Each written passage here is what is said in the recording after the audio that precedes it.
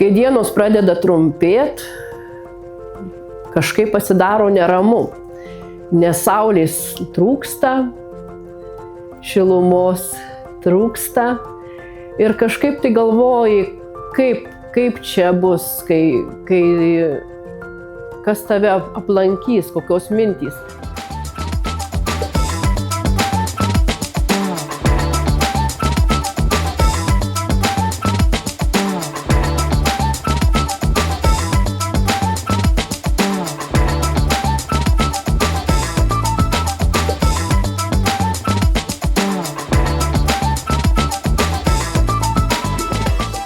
Aš kartais net nepastebiu tų tamsesnių dienų.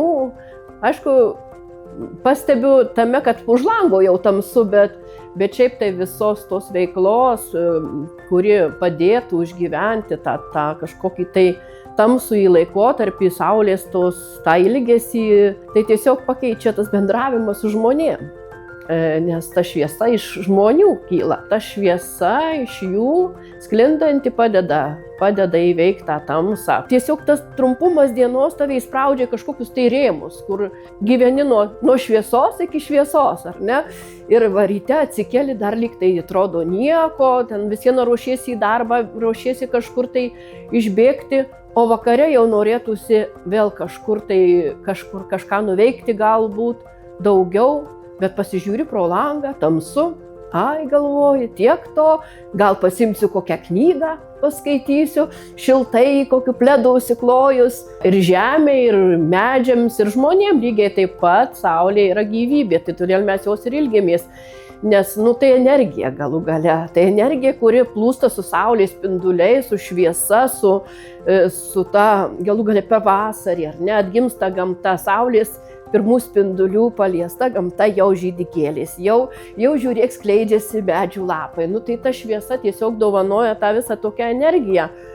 Ir mes jos laukiam ir tas laukimas būna įvairus. Kiekvienas žmogus pagal save, pagal savo poreikius tiesiog susigalvoja, kaip išbūt tą tamsų laikotarpį, kad jisai būtų netoks sudėtingas, netoks liūdnas gali būti jisai ir netoks niūrus. Kiekvienas turbūt mes turim savo vidinį laikrodį, kuris mums padeda prisitaikyti prie gamtos, kuri mus supa. Aš tik tai sakyčiau, kad nereikia užsidaryti namuose. Nereikia galvoti apie tai, kad tau dabar tamsu liūdna ir tu nori tik tai sėdėti ir nieko neveikti.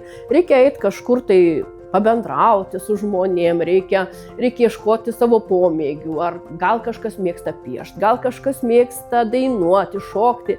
Pavyzdžiui, man labai smagu ilgais vakarais pasiimti kažkokią drobę ir nutapyti kokį nors paveikslą. Taip įsilieja mano kažkoks vidinis tas toksai gal net liūdesys ar kažkoks nerimas. Projektą Kalendorius – mažorinė ir minorinė istorija iš dalies finansuoja Medijų rėmimo fondas. Parama 9 000 eurų.